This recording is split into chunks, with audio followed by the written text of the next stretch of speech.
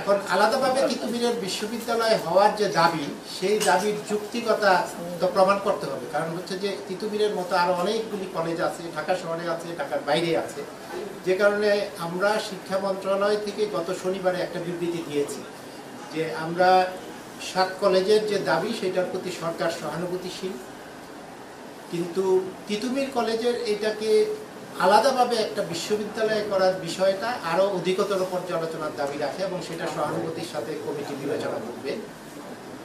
এর ধারাবাহিকতায় গতকাল ওইটা আবার ছাত্ররা প্রত্যাখ্যান করেছে।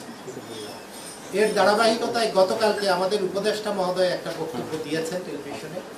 সেখানে উনি একই কথা বলেছেন যে তিতুমির কলেজ যে দাবিটা জানাচ্ছে সেইটা অনেক যৌক্তিকভাবে গ্রহণযোগ্য হয় না, যেহেতু আরো অনেকগুলি কলেজ এরকম হয়ে গেছে।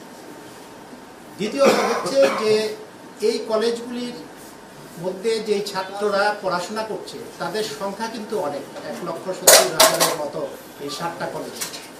এই 7টা কলেজ ইতিপূর্বে আপনারা দেখেছেন যে ঢাকা বিশ্ববিদ্যালয়ে তারা ডিজোন করতে চাচ্ছে যে তারা এই বছর ভর্তি দিবে না। তো ভর্তি না নিলে যে নতুন ছেলেগুলি ভর্তি হবে তাদের ভবিষ্যৎ কি হবে, 1, 2 নাম্বার হচ্ছে যে যারা এখন পড়ছে তাদের পরীক্ষাটা কিভাবে হবে সেগুলিও সরকারকে ভাবতে হচ্ছে। সুতরাং এই সব কিছুকে বিবেচনায় নিয়ে তিতুমিরের যে ছাত্ররা আন্দোলনে আছে তাদের প্রতি আমরা সহানুভূতিশীল, কিন্তু সাধারণ ছাত্ররা চাচ্ছে যে তাদের পড়াশোনা যেন নির্বিঘ্ন থাকে, তাদের পড়াশোনা যেন এই ধরনের আন্দোলনের ফলে ক্ষতিগ্রস্ত না হয়। সুতরাং সরকার সেটাকেও লক্ষ্য রাখছে।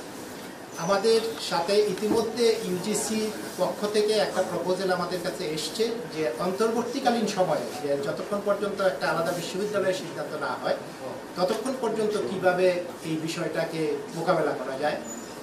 সেই কারণে আমরা ঢাকা বিশ্ববিদ্যালয়ের সাথেও কথা বলেছি এবং তারা নীতিগতভাবে এগ্রিড আছে এইটুকু যে আমরা এই 7 কলেজের দায়িত্ব নিতে চাই না, তবে এই বছর যারা নতুন ভর্তি হবে তাদের ভবিষ্যৎ যাতে নষ্ট না হয় এবং যারা পরীক্ষা দিবে তাদের ভবিষ্যৎ যাতে নষ্ট না হয় সেটার জন্য সরকার যেভাবে বলবে তারা